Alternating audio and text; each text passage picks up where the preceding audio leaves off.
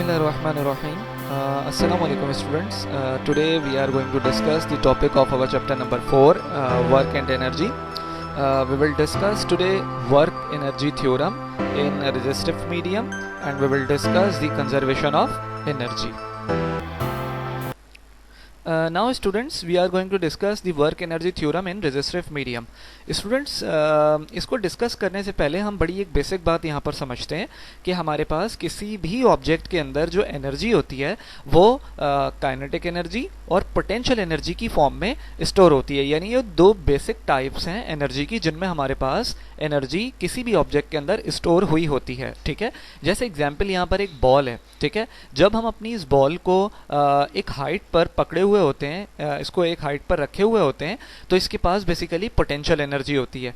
जैसे ही हम इसको रिलीज करते हैं तो ये इसकी पोटेंशियल एनर्जी इसकी काइनेटिक एनर्जी के अंदर कन्वर्ट हो रही होती है। ठीक है, और जैसे जैसे ये अपवर्ड मूव करती है तो इसकी फिर जो काइनेटिक एनर्जी होती है वो दोबारा पोटेंशियल एनर्जी में कन्वर्ट हो रही होती है। ठीक है, तो कोई भी ऑब्जेक्ट अपने पास जो एनर्जी रखता है वो इन टू बेसिक फॉर्म्स में एनर्जी अपने पास रखता है। ठीक है, एक तो पोटेंशियल एनर्जी जिसको हम mgh रिप्रेजेंट करते हैं और दूसरा kinetic energy means half mv square. ठीक है, अच्छा स्टूडेंट्स, अब यहाँ पर अगर हम अपनी एक स्टेटमेंट लिखना चाहें कि ये हमारे पास वर्क एनर्जी जो थ्योरम है वो किस तरीके से यहाँ पर रिप्रेजेंट हो रहा है, तो बेसिकली जब ये ऑब्जेक्ट अपनी पोटेंशियल एनर्जी लूज कर रहा है तो ये इसकी पोटेंशियल एनर्जी कन्वर्ट हो रही है काइनेटिक एनर्जी में। ठीक है, तो सिंपल स्टेटमेंट हम लिख सकते हैं acquiring kinetic energy is equal to loss in potential energy.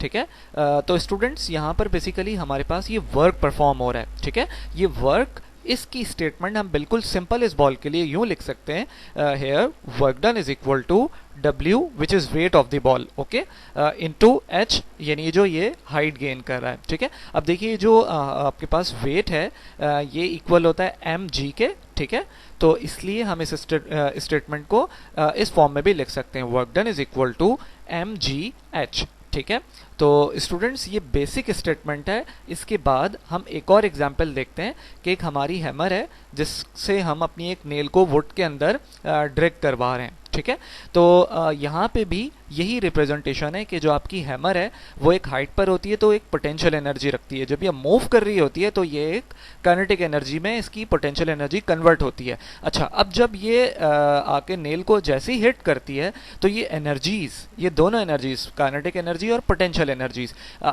इसकी वर्क एनर्जी में कन्वर्ट होते हैं और ये नेल के ऊपर जब एनर्जी अप्लाई होती है ये वुड के अंदर चली जाती है। ठीक है, तो जब ये मैक्सिमम अपनी पोजीशन पर होती है, मैक्सिमम हाइट पर होती है, तो यहाँ इसके पास मैक्सिमम पोटेंशियल एनर्जी होती है और जैसे ही स्टार्ट करना शुरू करती है हमारी हैमर मूव करना शुरू करती है तो ये इसकी पोटेंशियल एनर्जी इसकी काइनेटिक एनर्जी में कन्वर्ट हो रही होती है।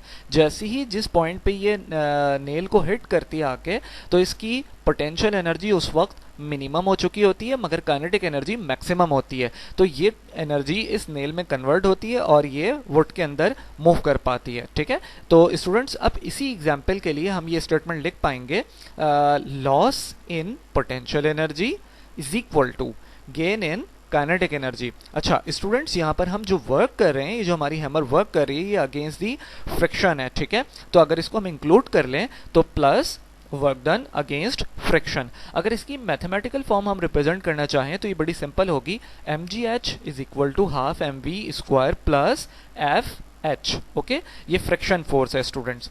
नाउ तो ये स्टेटमेंट हमारे पास, ये जो इक्वेशन हमारे पास आ रही है ये इक्वेशन वर्क एनर्जी इक्वेशन कहलाती है, यानी जिसमें लॉस इन पोटेंशियल दिखाया गया हो और ये कन्वर्ट हो रहा हो काइनेटिक एनर्जी में plus work against friction. Okay, तो ये स्टूडेंट्स ये जो इक्वेशन है हमारे पास ये वर्क एनर्जी इक्वेशन कहलाती है। ठीक है, अगर हमारे पास इस हैमर की एग्जांपल हम दे रहे हैं तो इसको हम 2 पॉइंट्स अगर रिप्रेजेंट कर लें, यानी हैमर हमारे पास जिस पॉइंट से मूव करना शुरू करती है वो पॉइंट B है और जब नेल को आके हिट करती है वो पॉइंट A है। ठीक है, तो ये यही वाली स्टेटमेंट जो अभी हमने loss in potential is equal to gain in kinetic energy plus work done against friction, इसी स्टेटमेंट को हम पॉइंट ए और बी के साथ जो हमारी बुक में रिप्रेजेंट हो रहा है उस तरह भी लिख सकते हैं, यानी कि loss in potential energy at point A point students वो है जो नेल के करीब आकर या just before hitting the nail, ठीक है। ये पॉइंट ए है जहां इस वक्त मेरा पॉइंटर है। तो इस पॉइंट पे पोटेंशियल एनर्जी लॉस हो जाती है, तो हम लिख सकते हैं loss in potential energy at point A is equal to gain in kinetic energy at point B, ठीक है, plus work done against the friction. Students, ये जो रिप्रेजेंटेशन है, ये जो हमारे पास एनर्जी का कन्वर्जन है और ये जो स्टेटमेंट यहाँ पर हम यहाँ देख रहे हैं, ये बेसिकली हमें law of conservation of energy की रिप्रेजेंटेशन दे रहे हैं, जो कि हम अपनी अगली स्लाइड के ऊपर डिस्कस करने जा रहे हैं, जो कि बहुत ही बेसिक है, ठीक है। और इस लॉ के अंदर हम अपनी काइनेटिक एनर्जी और पोटेंशियल एनर्जी के कन्वर्जन को देख रहे हैं, ठीक है। यानी अभी हमने जैसे बात की कि हमारे पास जो पोटेंशियल एनर्जी है वो काइनेटिक एनर्जी में कन्वर्ट हो रही है, तो जो एनर्जी है वो कंजर्व है, ठीक है। एनर्जी हमारे पास ना क्रिएट हो रही है और ना डिस्ट्रॉय, बल्कि ये एक फॉर्म से दूसरी फॉर्म में कन्वर्ट हो रही है, okay. Now students, we are going to discuss the conservation of energy. We can simply define it as energy can neither be created nor be destroyed. It can be transformed from one kind into other, but the total amount of energy remains constant. ठीक है students, ये अभी दो examples यहाँ हम अपनी last slide में देखकर आए थे। एक बॉल की एग्जाम्पल थी, ठीक है, और दूसरी ये हैमर की एग्जाम्पल थी, ठीक है। अब यहाँ पर आप ये भी एक एग्जाम्पल है, इसको ज़रा देख लीजिए। जब हमारे पास कोई भी ऑब्जेक्ट है, कोई भी गाड़ी है, ठीक है, वो किसी हाइट की तरफ मूव कर रहा होता है, तो जो उसकी पोटेंशियल एनर्जी होती है वो मैक्सिमम हो रही होती है, ठीक है। यानी उसकी जो मैकेनिकल एनर्जी है, उसका हम टोटल मैकेनिकल एनर्जी को अगर हम देखें तो वो कुछ हमें यूँ रिप्रेजेंट हो रही होती है कंजर्वेशन फॉर्म में, एनर्जी के कंजर्वेशन फॉर्म में, कि जब ये कोई ऑब्जेक्ट, जैसे ये गाड़ी है, अगर ये हाइट गेन करती है तो इसकी जो पोटेंशियल एनर्जी होती है वो मैक्सिमम हो जाती है, ठीक है।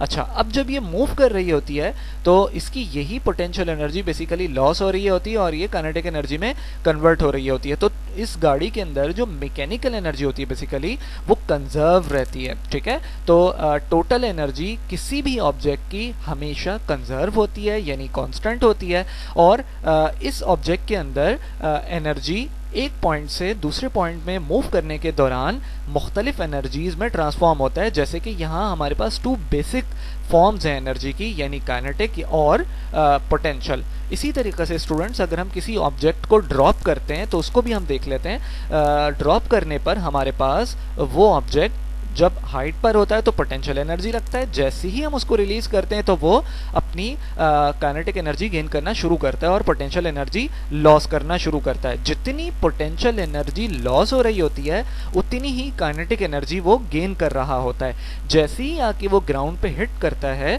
तो उसकी ये एनर्जी साउंड एनर्जी में, वर्क एनर्जी में, ठीक है, और अगर ग्राउंड पे हिट करता है तो लाइक कुछ हीट एनर्जी में, ठीक है, और डिफरेंट फॉर्म्स ऑफ एनर्जीज में डिस्ट्रीब्यूट हो जाती है, ठीक है। तो एनर्जी के डिफरेंट कन्वर्जन्स हमें मिलते हैं, डिफरेंट फॉर्म हमें मिलती हैं, ठीक है।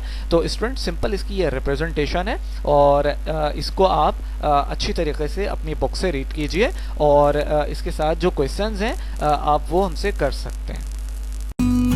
नाउ स्टूडेंट्स, आज यहाँ पे हमारे टू बेसिक क्वेश्चंस हैं। फर्स्ट क्वेश्चन ये है कि a man drops a cup from a certain height which breaks into pieces. What energy changes are involved? Second question is, when an arrow is shoot from its bow, it has kinetic energy. From where does it get the kinetic energy? तो students, ये questions के answer आप करेंगे और इन दोनों questions को आप अच्छी तरीके से समझकर इसके आंसर हमें कीजिए। Thank you so much students, have a good day.